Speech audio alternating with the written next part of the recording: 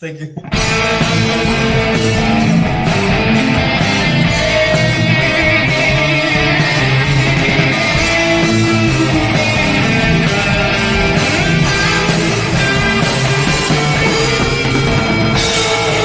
is The Road Less Traveled with your hosts, Bryan Carman and Paul Ahnert.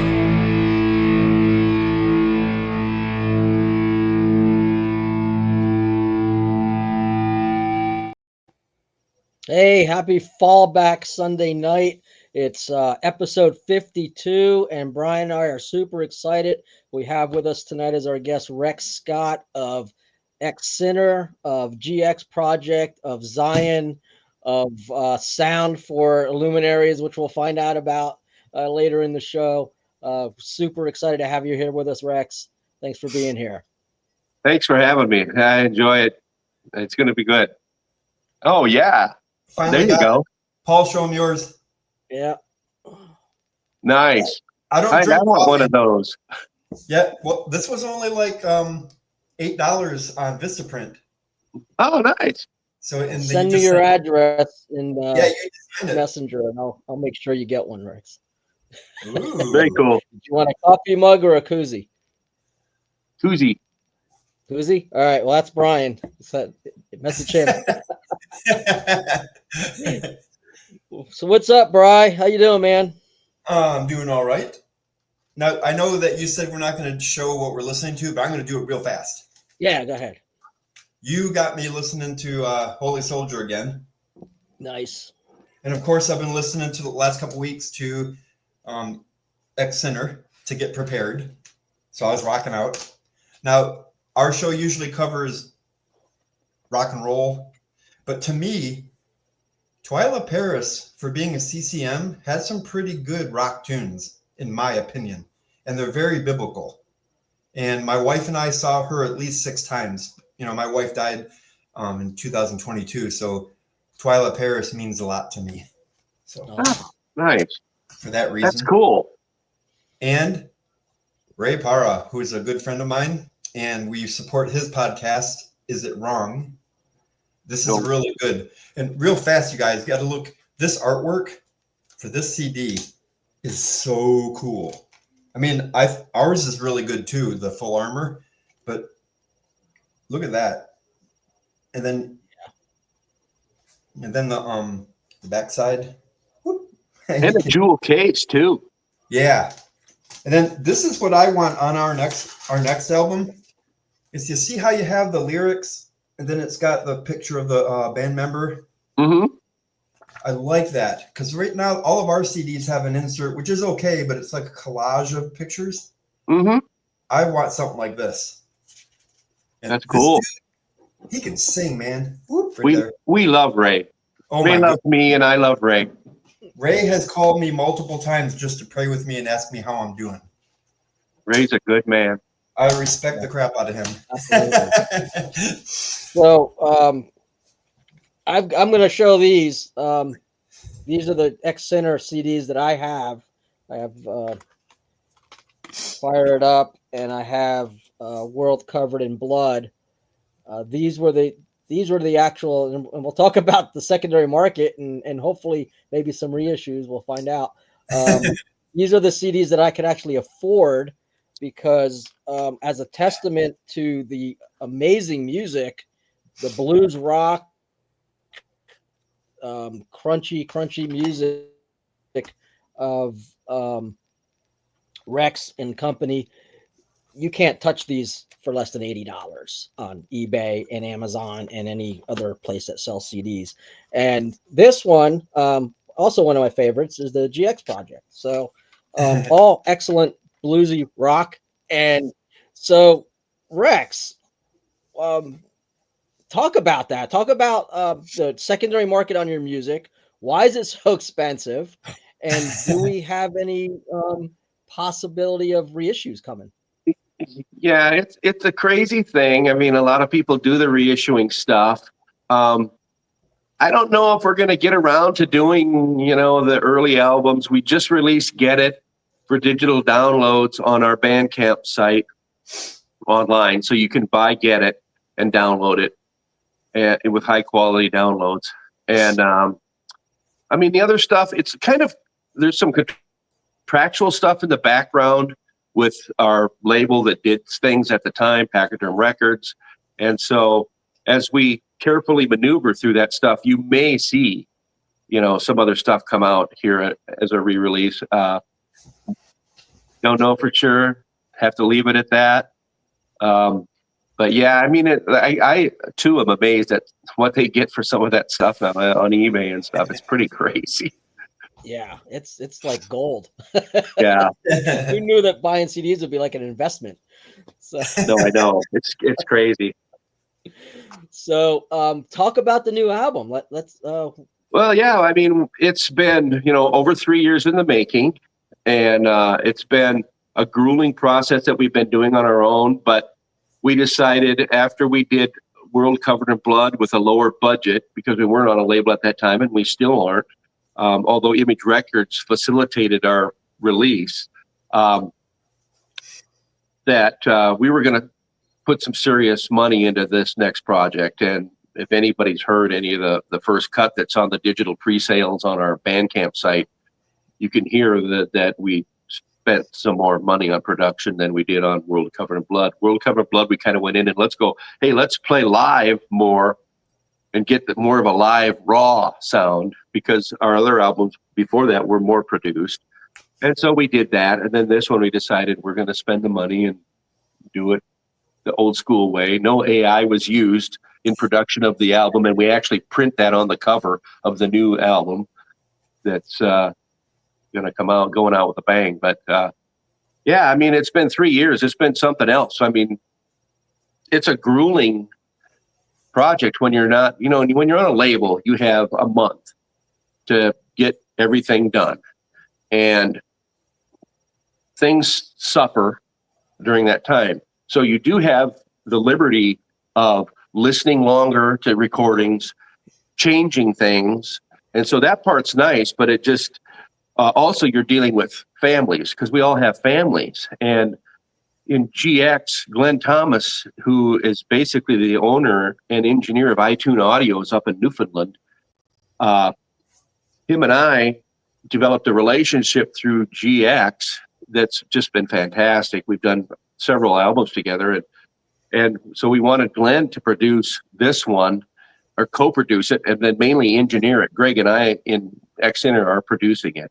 And so we got Glenn, and he's just been a phenomenal job. But you have all these elements of things that are going together and meshing. There was Glenn's wife got ill, seriously, had to have a surgery, and things go quiet for a long period of time. And so, and we've had our own things, Greg and I and the other band members have things that come up too with family and stuff. And so you have all these delays built in over this time, and people don't realize that you're not on an album, you're not scheduled to record it in 6 weeks and then put it out. This has been a long, long journey, and we feel that it's our best album by far. But people wonder sometimes why it takes so long to do that stuff, and why is it taking so long to come out? But it's facilitated a lot of things. There's been a lot of growing, a lot of learning, a lot of patience being implanted into us.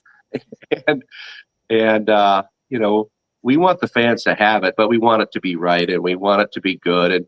And Glenn basically, he's an engineer that masters. He's known for mastering. He's got platinum albums on his wall, and so he's a guy with a rep, and he's really good.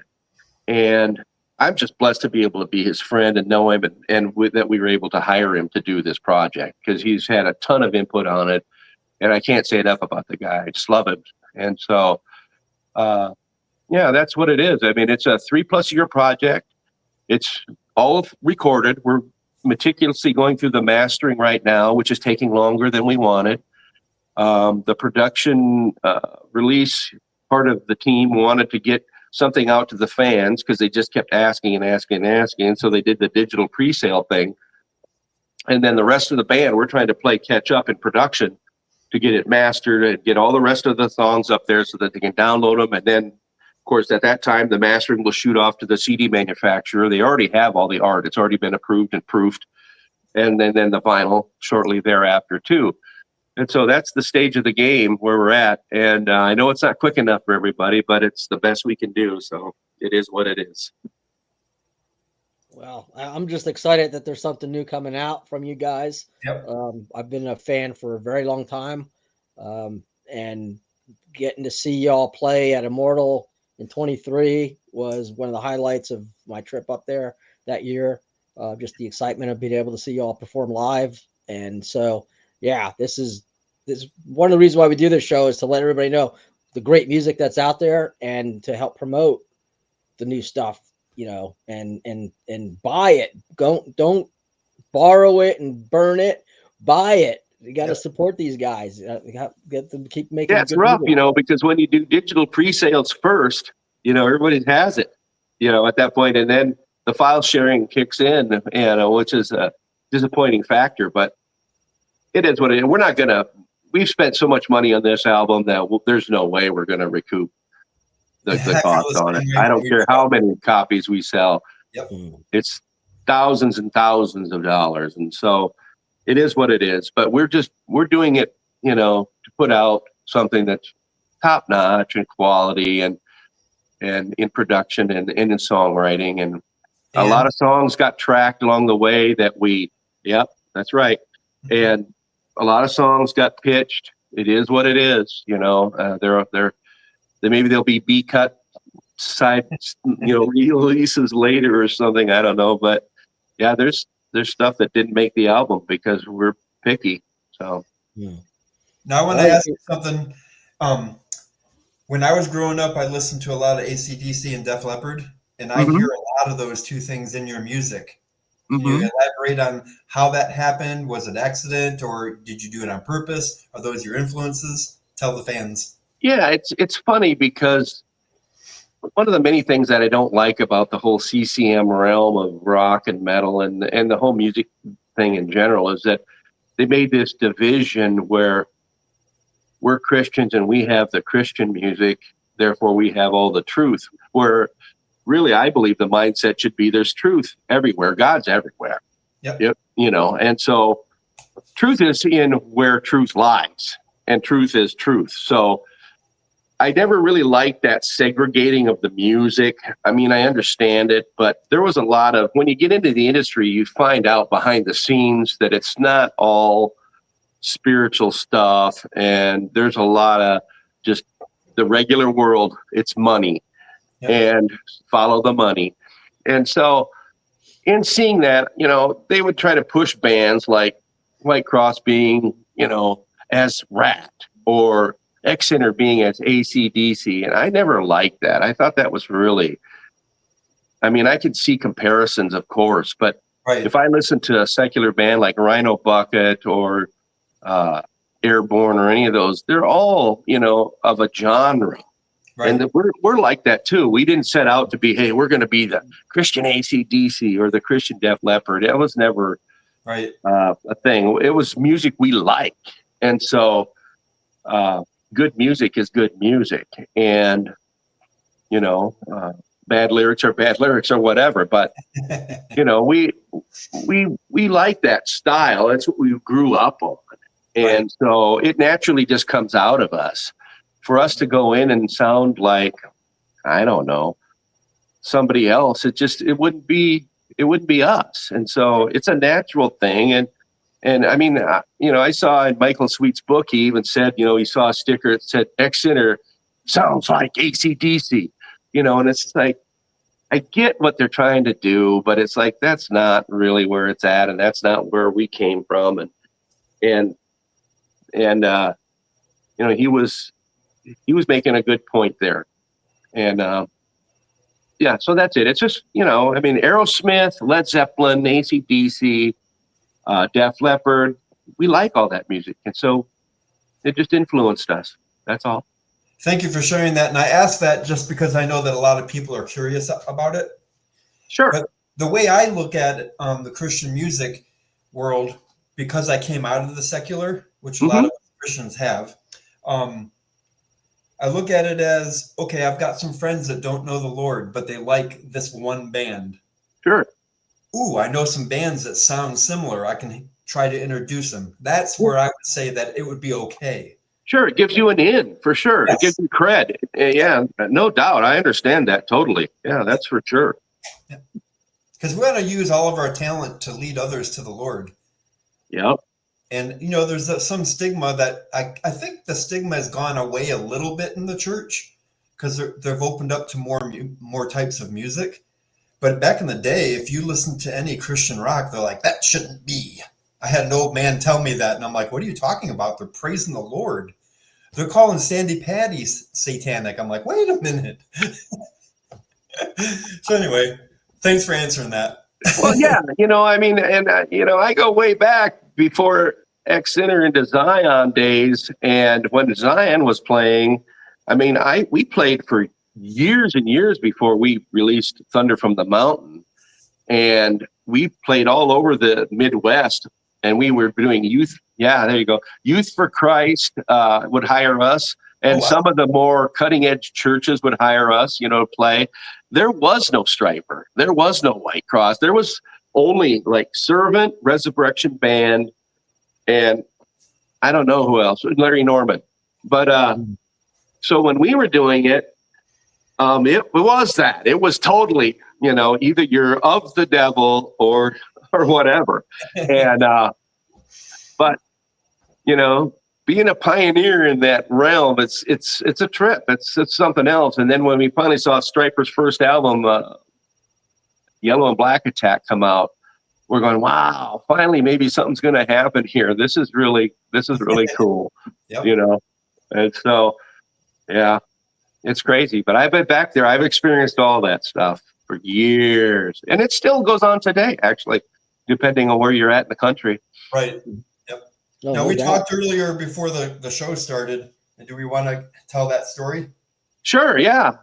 How Zion's album got produced by David Zafiro from Bloodgood is that Zion opened a show in Sioux Falls, South Dakota for Bloodgood.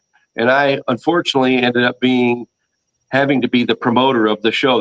Their agent called me and said, hey, we need somebody to book Bloodgood. They're on tour, the Detonation tour. We need a place to play. Can you help us? Well, can you help us turned out to be, can you promote it? Then it turned out, do you know any opening bands? Well, I just so happened to know an opening band. And so Zion played, and that's where I first met them. And then they went on, and then shortly thereafter, I got word that their sound guy that they had hired for the tour quit. And they were out on the East Coast, and they were right in the middle of the tour. And I'm going, geez, this is not good. And I called, I think it was Joyce Carlson, and I said, you guys need any help or what's going on? Because I've run sound for production companies for a long time here in Sioux Falls. And she goes, our sound man quit, da-da-da. And I go, well, I can run sound if you want for you and finish out the tour. And they went, no way. And then da-da-da. Long story short, they flew me up to Jamestown, New York. And I remember flying into Jamestown. It's not the biggest city in New York. And I had to get a connector that was a turboprop, and came in and went to the hotel and met Joe Blaylock Jr., who was on the road crew team at the time, who I already had met from Sioux Falls show. And they knew I was coming. And so I checked into the hotel with them, and then we shared a room. And on the radio, Bloodgood was doing an interview. And they talked about, we've got Rick Scott coming from Zion. And Les was talking, he's going to run something for us, and da-da-da-da-da. And so that's how that all started. And out on the road, trucks breaking down, all kinds of the typical Spinal Tap tour hardships that you could imagine. And I got a million stories of those. Some of them I got interviewed for the Bloodgood movie that couldn't make the final cuts because of time. And so I ended up on the cutting floor, my part. But we were out there, and you have Satanists that are against you, and then you have the Christians against you at the same time. And so that's kind of what it is. It's Warfare 101. And that's how we met. And then David was thinking, hey, I want to start producing. And we became really good friends on the road. Him and I kind of had a connection somehow. And although I love all of them and they love me, but David and I just clicked. And so I said, yeah, I played. He knew I played at Zion. Are you guys going to record a record and this, that, and then whatever? And led to it. We went out to Seattle. We produced a demo, and then Image Records, Storm Reppert, and George Pepper were putting together. Wanted to sign a band. They were getting ready to do something, and Dorn had promoted shows on the East Coast for years and years. And I had met him on tour with Bloodgood because he put us in Pottstown, PA, with Bloodgood. And so I knew Dorn, and then he got wind of Zion's album that David was producing. We sent him the demo. He goes, "We love it. We want to sign you guys." And that was that. That's how Zion ended up, doing Thunder from the Mountain. Then we flew back out to Seattle to do the whole album after we had, been there before and done the demo, a four song demo, excuse me.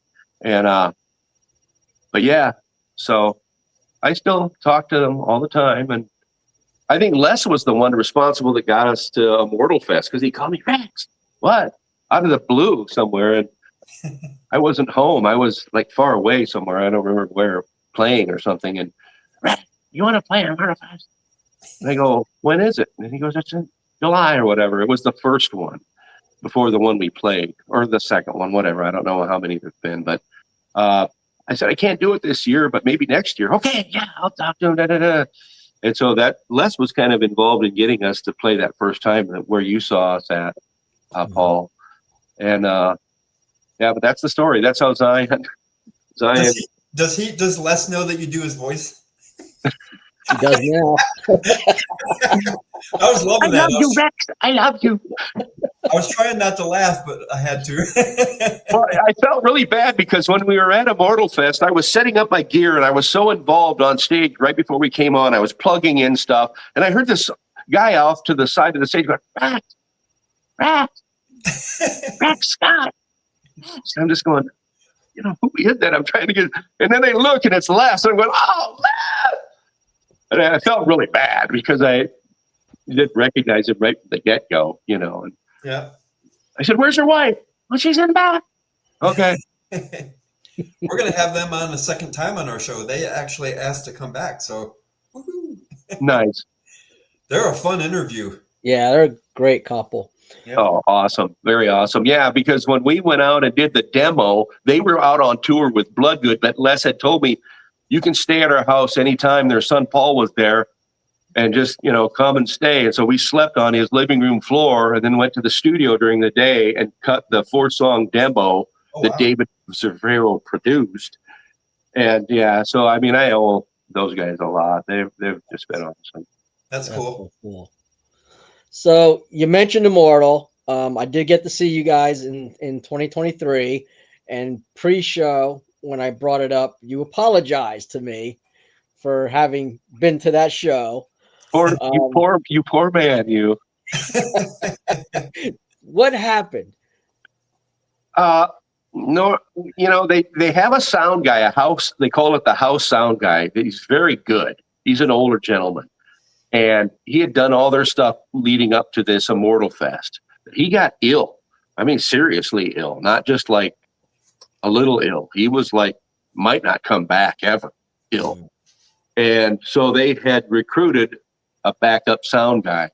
And I'm not going to say who or whatever. That doesn't really matter. But it just was not.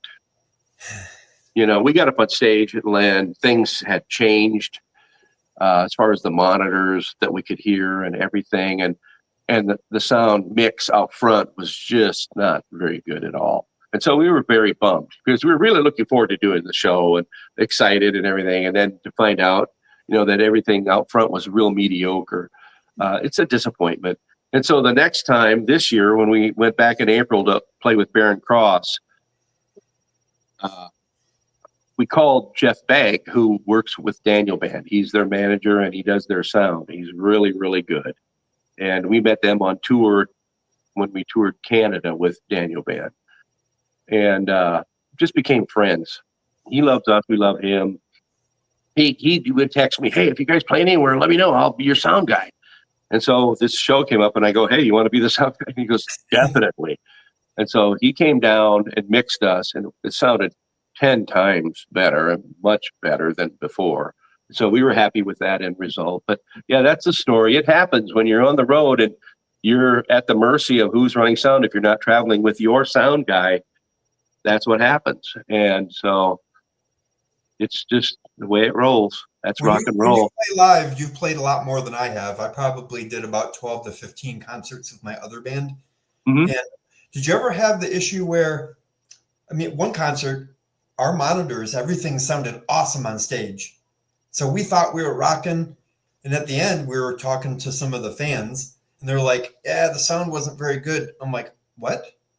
So did you ever have that where you thought it was good, but then the front sound was different? Because a lot of fans don't understand that there's two sounds going on. Right. Yeah. It's what you hear back on stage. That's all those speakers that are aiming at us up on stage, as you know. And then there's the front of house, which the audience is hearing. And they can be there's two guys mixing each one.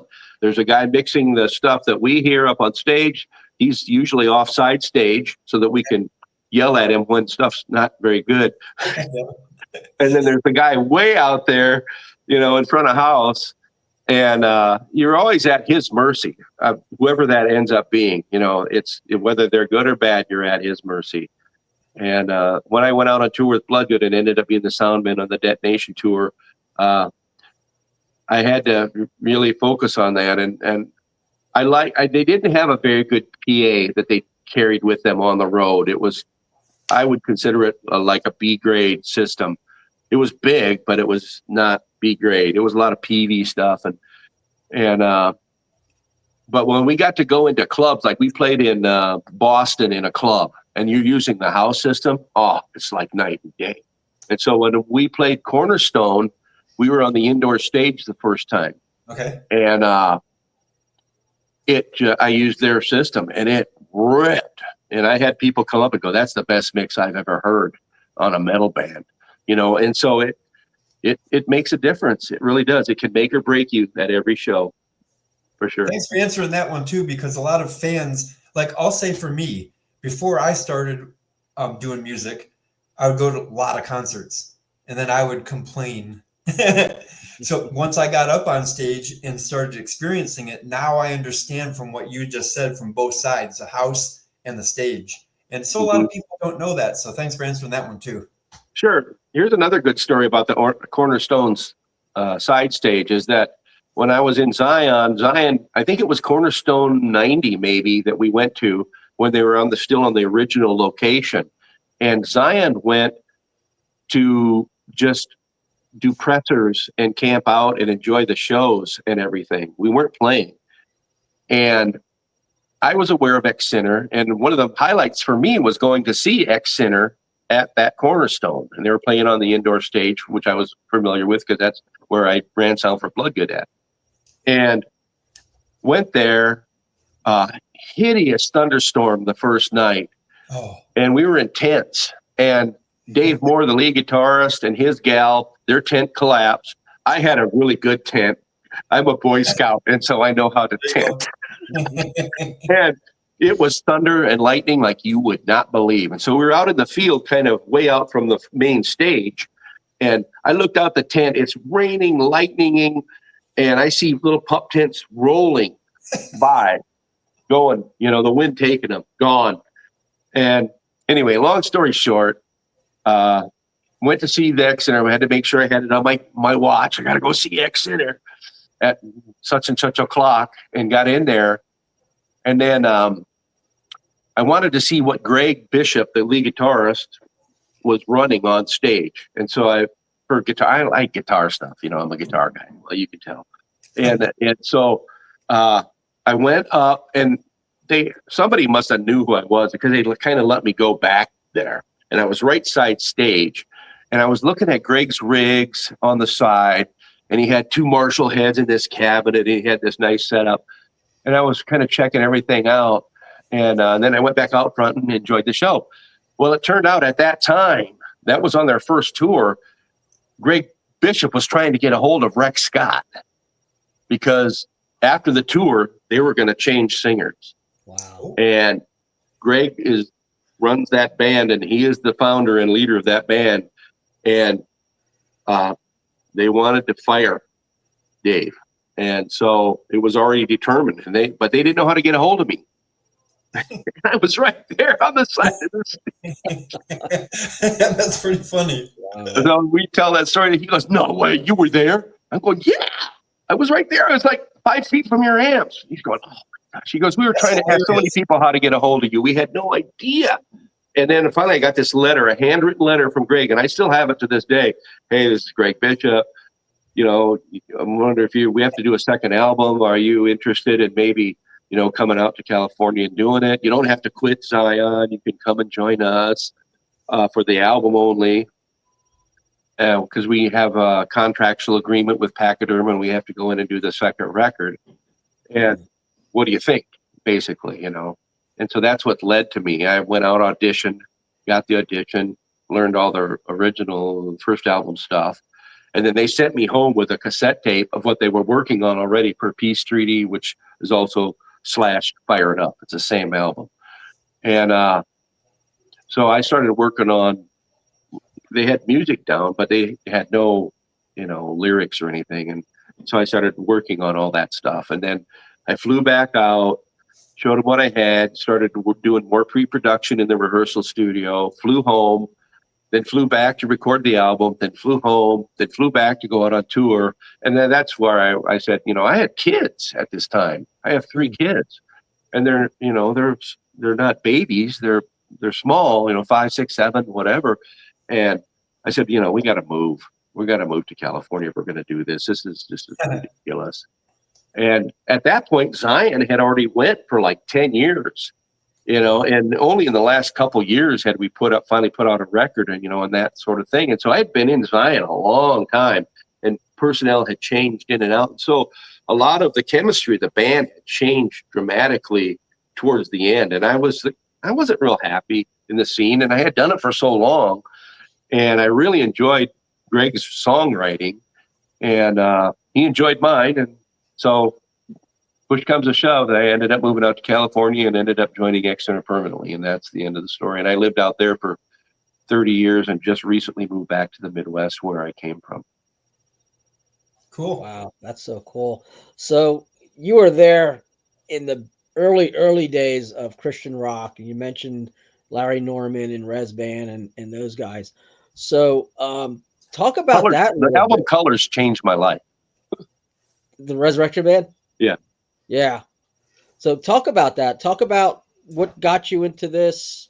When I was playing in regular rock acts and clubs, and I was really growing tired of the scene and the chemical abuse and stuff, and it was just getting old, and I'm just going, this is going nowhere. And as I started searching more and more, I wanted to see what was out there more, and ended up, getting in a band with a bunch of guys that were doing like some Christian music, and it was kind of pop stuff. And so I was drumming at that time, because in Zion originally I was the drummer, and I didn't do all the lead singing. We all sang, but I had my share, and I would sing from the drum set, kind of like the band Triumph, maybe, I don't know. Yeah. But so then that's what led basically to the word got out that Rex Scott and Sioux Falls, in this metal band called Rocks, glitter metal Kiss-like band, had left and become a Christian, and they're like, whoa!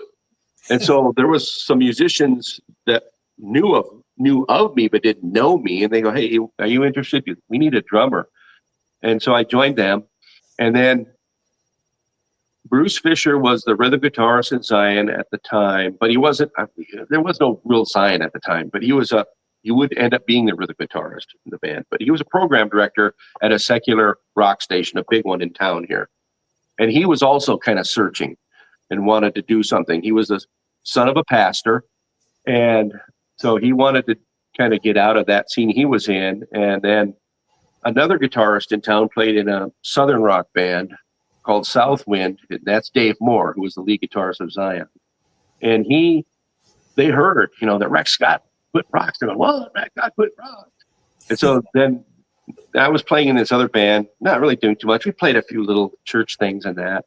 And then they called me up and go, "Hey, you want to do some kind of rock thing or something?" We didn't even know what it was, because I go, "Okay, yeah, that sounds cool. Can we do rock things and being a Christian at the same time?" I didn't know you could really do that. And so that's kind of where it started. And then we tried to decide on a name, and Dave Moore had, I think Crystal City was his idea. And I threw out, "Oh, it's got to be like one word, like Zion." And they went, "Yeah, that sounds pretty good. Let's do that." And so we became Zion, and that's kind of where that all began. I was the drummer for a number of years, and then a guy moved here from Michigan named Tommy Bozung, and he was my drum tech, and he'd also double as our sound guy at times. He ended up becoming the drummer of Zion. Bruce moved on. His career took him to Minneapolis, and Dave and Tommy and I were the core of Zion and kept it on. And so we played together for a long time, and then that's when we also got the Image Records deal, and that whole story. That's where it all began. But yeah, it started long ago, and there was nobody. I remember there was no White Cross, there was no Striper, there was Red's band, and then when I heard Colors, I was like, "Wow, these guys actually are putting it on. They're bringing the heat." I'm going, wow, you can do this? I didn't know it was kosher to do, And I was like, this is awesome. And the message was powerful. The music was powerful. It had rip to it. And it was like, yeah, I want to go that way. And that's kind of where Zion kind of went. And we kind of found our way, wrote our own songs the whole time. We never did covers ever. And yeah. And it led to, we played, like I said, Youth for Christ things and rallies. And I remember one time we played at the fair on a side stage at the Sioux Falls Fair, the county fair. And there was a country band of girls that opened up in front of us. And then we set up behind them. And they came up to me while we were playing. They go, "Oh, we're Christians too. Here, take this money." And they gave us money.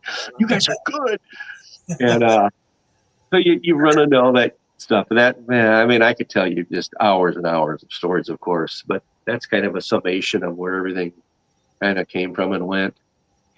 Hey, Paul, want to hit the comments real quick? Oh yeah, sure. Let's do that.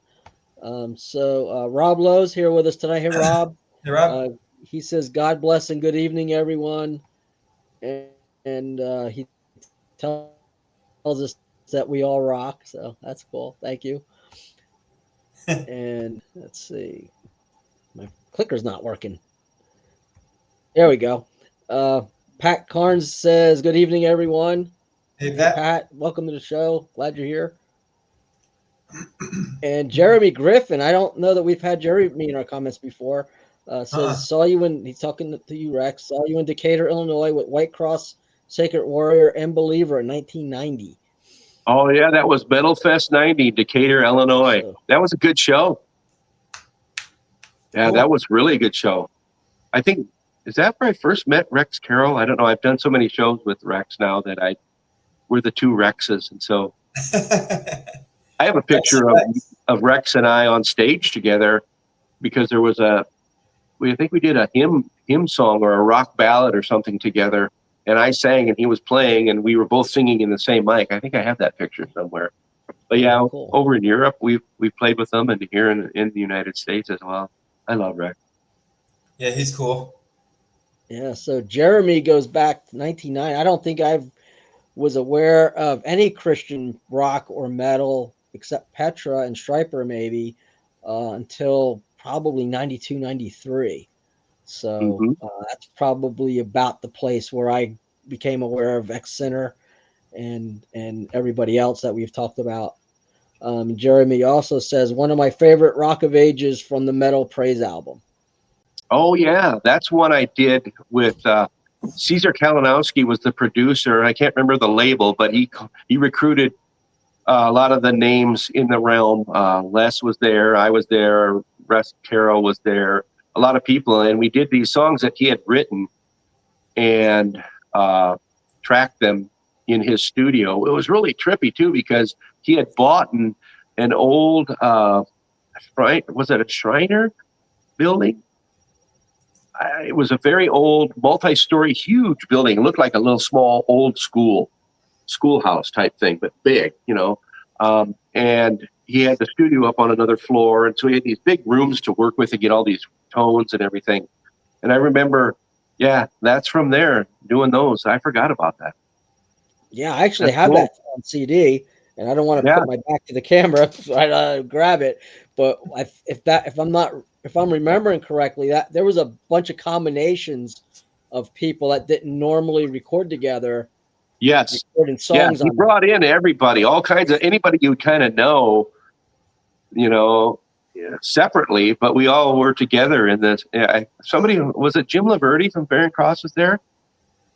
Or was it? I don't remember if it was who it was. But there was a bunch of, all the bands were represented by one or two members of guys, and we all got together and worked on these songs that Caesar had written, and then we tracked them in his studio there. Yeah, really nice studio in this big, huge school. It's crazy. Yeah, so it's kind of like a mashup of bands that guys that never recorded, but it was really. And Jeremy said yes, Jim was on that, and I do seem to remember his name because I definitely remember being in there singing with the headphones on, and they're going, "Rex, you're flat."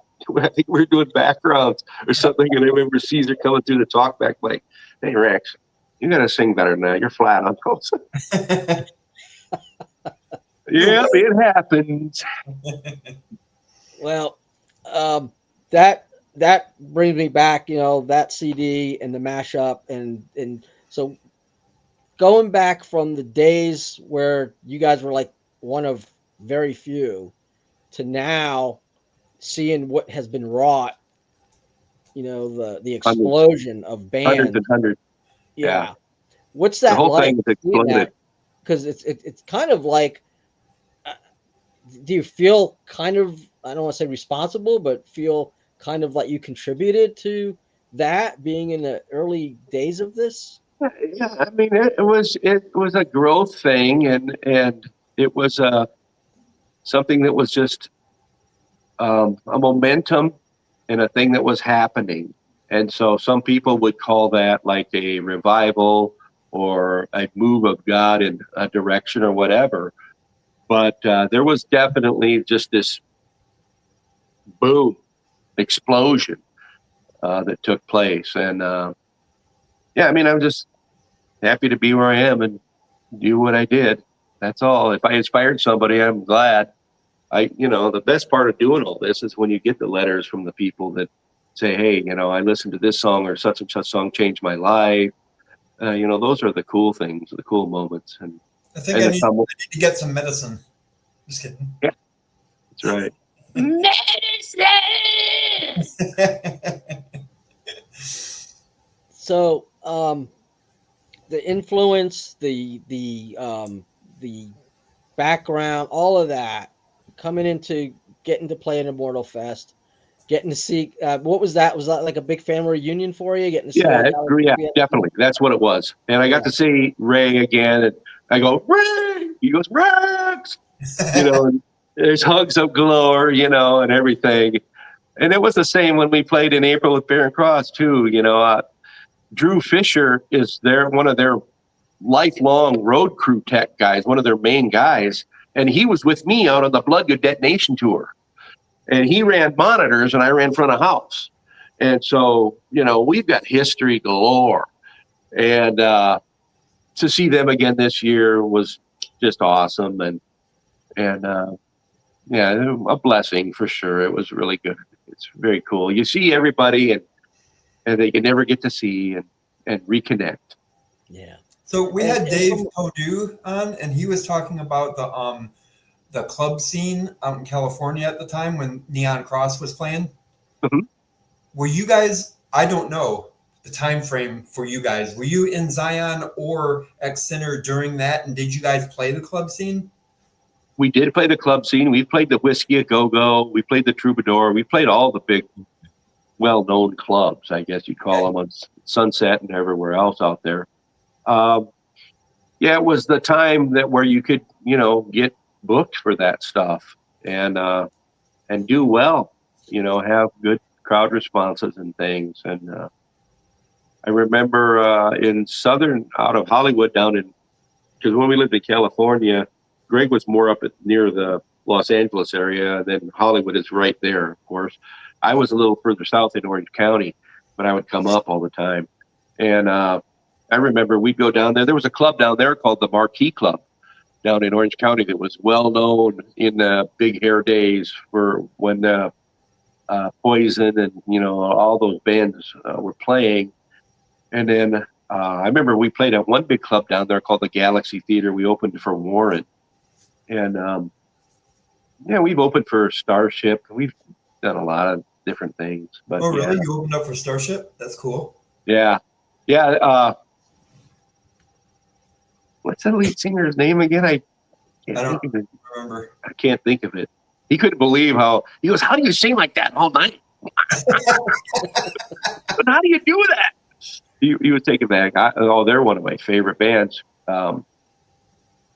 It goes way back. My kids were little, and then one of my daughters danced to one of their songs, one of their big hits, and so when they played, my daughter had come out to see us play, and she was grown now because it's much later in the years, and we got to slow dance to that song together. So that was a good memory. Awesome. That was a fun show that night. Hey, the way you sing, you brought it up. Do you have I got up on stage and I told them, I go, okay, ladies and gentlemen, thank you for coming tonight. We are the loud and obnoxious part of the show. and everybody chuckled and laughed in the audience, and so they got it. And but it worked well. Do you have to do anything to keep your throat from hurting your throat singing that way, or does it come natural? It comes natural. That's good. Yeah. So from a ministry standpoint, you got to play in the secular clubs. You've gotten to open up for a lot of the big name bands. What kind of opportunities what kind of doors did that open for ministry and not as many as one would think. You try to do the best you can, and you try to be responsible and be when you're an opening act, you have to be an opening act. You can't be somebody that's going to try to steal the show or do anything like that. You have a regimen. You've got to be on time. You can't go over time. Your sound check is at this time. You've got to do it, and you only get this amount of time to sound check. You don't get all the time in the world like, the headliners or whatever. And so the only real witness you can do is be responsible and be a decent person, not a selfish person. And so the focal point was to just, let who we are shine, and be as nice and loving and caring as we could be to them. And that's all you can do. That's all you can do. That works, though, because I've told the story before, and I'll do it real quick because the show is about you. But go ahead. I want to hear it. I was working at a factory, like a warehouse, and for about 6 months, but 4 months in, one guy walked up to me and goes, "Hey, Bryan." I'm like, "Yeah, what's up?" "You don't curse, do you?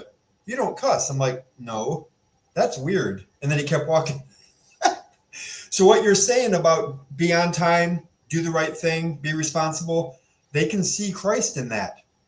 Well, yeah. I mean, truth is truth. And if you live and live responsibly, and your love for other people will become self-evident, and you're caring. And so, yeah, true. Yeah, and I've had similar experiences. I remember I was working in a new office, and we were in break, and everybody's telling off-color stories and jokes, and I didn't really participate. And so I go and I use the restroom, and some dude comes in the next urinal next to me. He's like, "So where do you go to church?" I told him, and I was like, and it turned out to be one of the only other believers in the place. Oh, cool. They're becoming really good friends. Awesome. Oh, that's funny. It was like kind of not the best place to have the conversation. Oh, dudes, this is really funny. I went to Cornerstone Festival and I saw a tourniquet for the first time, right? So I had to go to the bathroom so bad. I'm screaming to my friend, I think it was my drummer, John, pull over, man, I gotta go. So we finally got to a Steak and Shake. I ran into the men's room, and I'm the urinal doing my business, and this guy comes in next to me, and I looked over and I go, holy crap. I said, you're Ted Kirkpatrick. He goes, yeah. And I go, don't worry, I'm not gonna ask to shake your hand.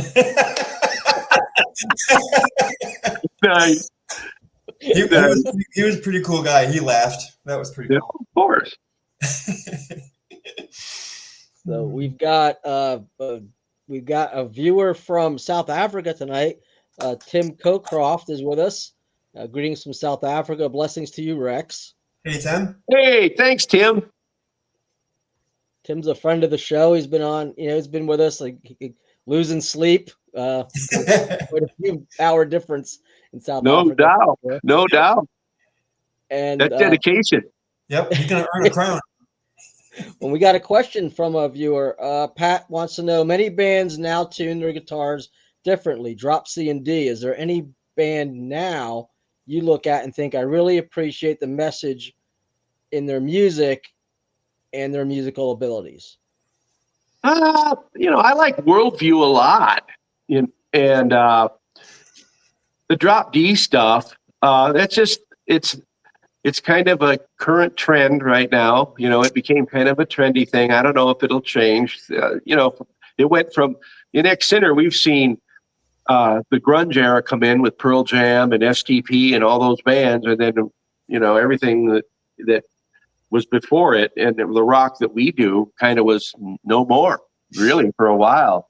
And then the drop D stuff has also come along for a long time with the thrash and the speed metal and all that, and so that's kind of the a direction that goes. And the bass player that plays with us live, his name is Jason Ellsworth. He's a local guy that plays in a lot of bands, and he's well aware of the drop D stuff, and he plays guitar himself in some of those types of bands. And so it's a great heavy sound. It's definitely, it leans into a genre, of that whole thing where they have logos that look like trees that you can't really read, but it's, and then the real low vocal stuff. And I think a lot of it's cool. It's got a lot of power, but I can't think of one particular band that I really like that does that, but I just posted on Facebook last week. I got a picture of a scribbled paper, like a kid scribbled. Yeah. I said, this is my favorite heavy metal band. Have you guys heard of this? So I got a lot of fun stuff in the feed on that one. Yeah, that's good. I remember now there was a meme out too. It was a cartoon character, and he's looking, he's going, heavy metal band or tree? Looking at it. And we got a comment from Chrissy, my wife, is out in the other room watching the show live, and she's really enjoying the show. So great, good, awesome. Yeah, one of those bands we played with at Elements of Rock in Switzerland was Schlechtwald. They look like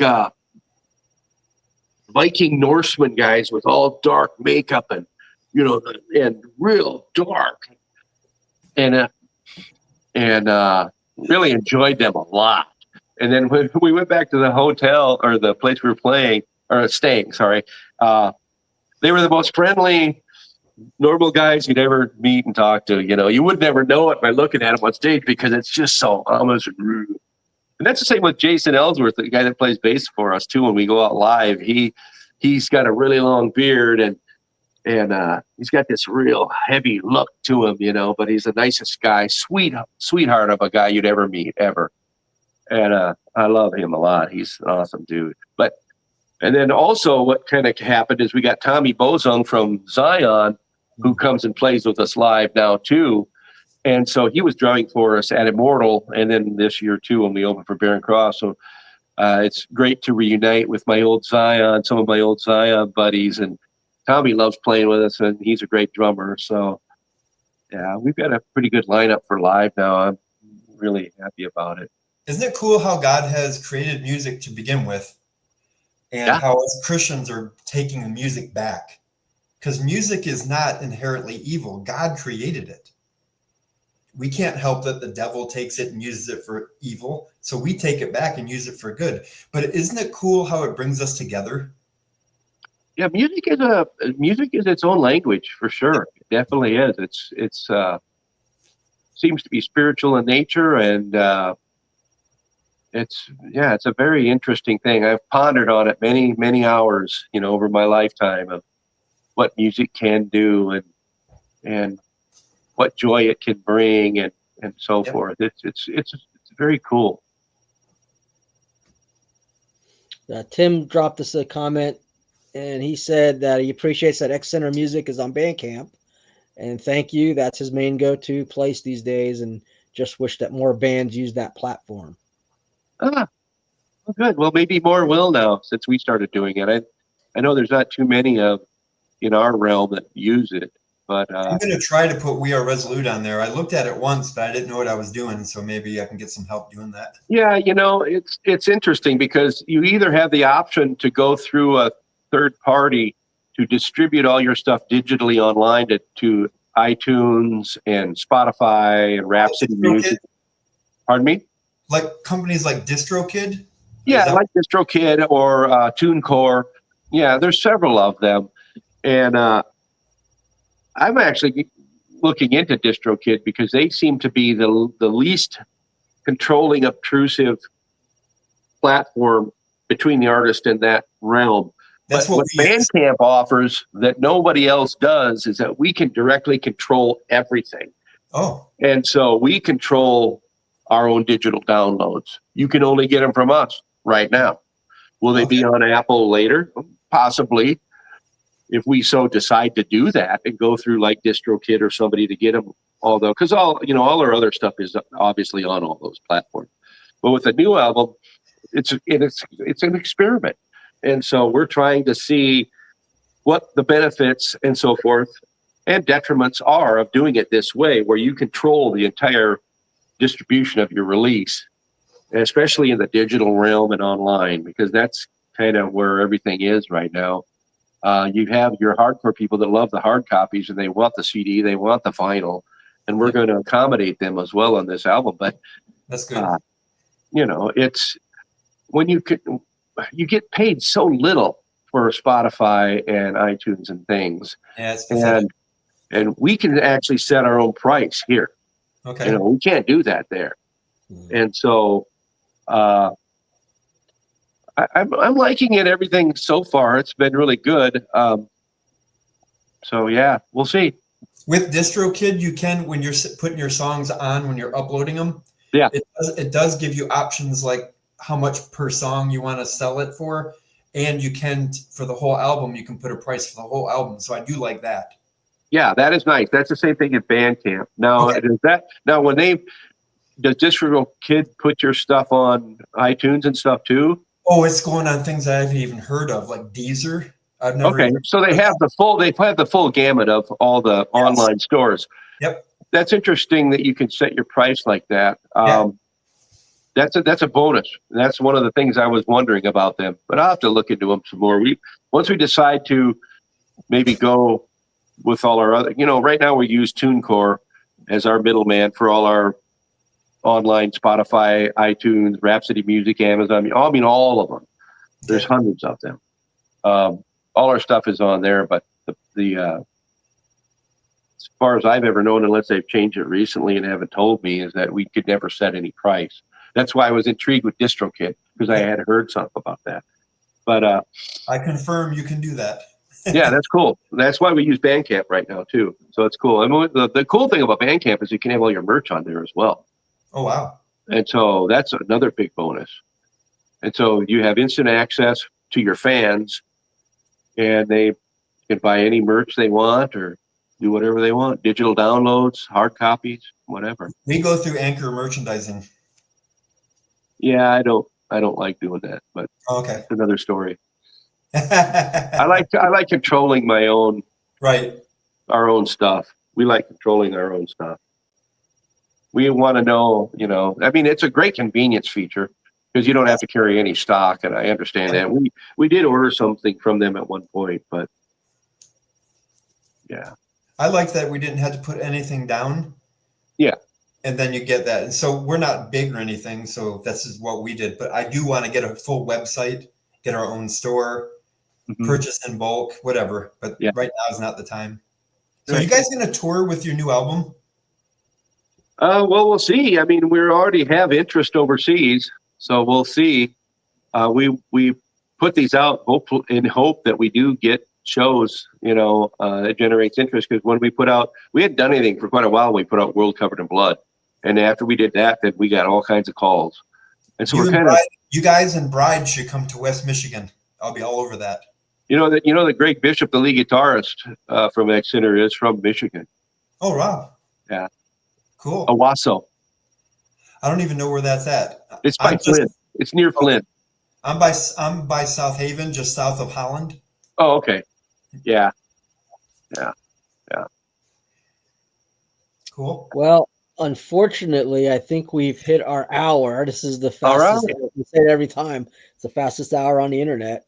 It blows by incredibly quick. Yep.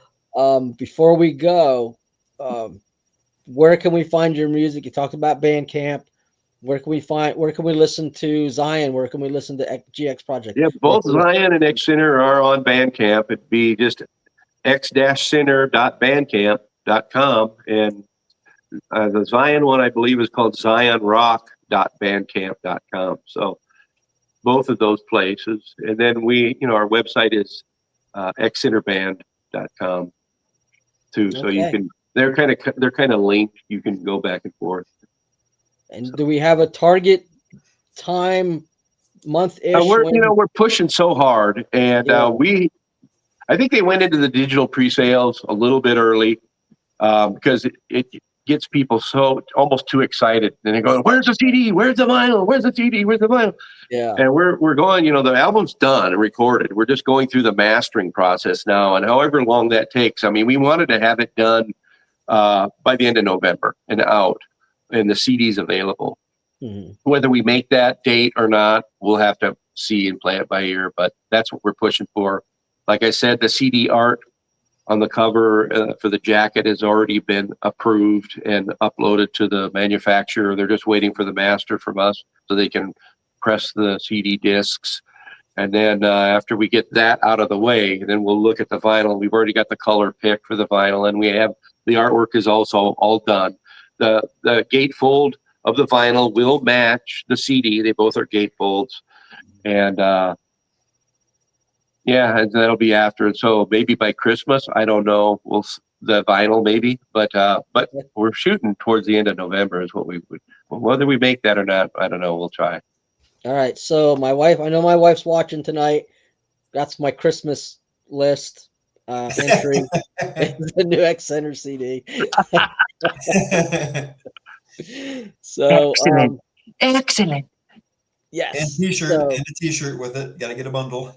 Oh, there you go. Yeah, the t-shirts. We do have the t-shirts. They're online right now at Bandcamp. You can get those. Cool. The Bang t-shirts. Yeah. Excellent. All right. So this has been fantastic, man. Thank you so much for coming on with us. Oh, Brian, Paul, thank you so much for inviting me. I appreciate it so much. It was great talking to you. Great meeting you. And, hopefully we'll see you out on the road somewhere at a show or something. Yeah, I'm hoping there's another Immortal. I guess there hasn't been an announcement yet. So yeah, never know. You never know. Yeah, this has been a blast. Like I always say in other episodes, my cheeks start to hurt because I'm smiling out the whole time. Yeah. That's a good you thing. You use those cheek muscles more, boy. Yes, sir. Yes, sir. That's God telling you, you better smile some more now, son. Exactly. People. Yep. Yeah, that's not a normal look for me. So yeah, this was a good show. All right, brothers. Thank you. All right. Well, thank you so much, Brian. Any parting words for tonight? Yeah, Rex, just stand for a few minutes after we cut it. Like I always say, read the Bible every day, even if it's only a chapter. Make sure you're praying not just for yourself, but pray for others. And if I always told my daughter, I said I would always go, "What do you do when you fall down?" And she'd roll her eyes and go, "Get back up." So if you fall away, just it's only one more step back to God. So don't let the devil keep you down, because you're gonna goof up. So if you goof up, just get back up again. Trust the Lord. Keep going. Absolutely. Yeah, we don't know thank what you. it's like to live a perfect life. No, There's no way. absolutely not. Can't do it. Well, we keep trying. Yep. That's what We we're just got to try. That's what we got to do. Yep. All right. Well, Rex, thank you so much. Thank you to everybody that joined us tonight in the comment section. Yeah. And whoever watches this down the road, thank you for jumping in and checking us out. And hopefully you have a blessed week. And we'll see you all next Sunday. Same time, same place. See you guys. God bless.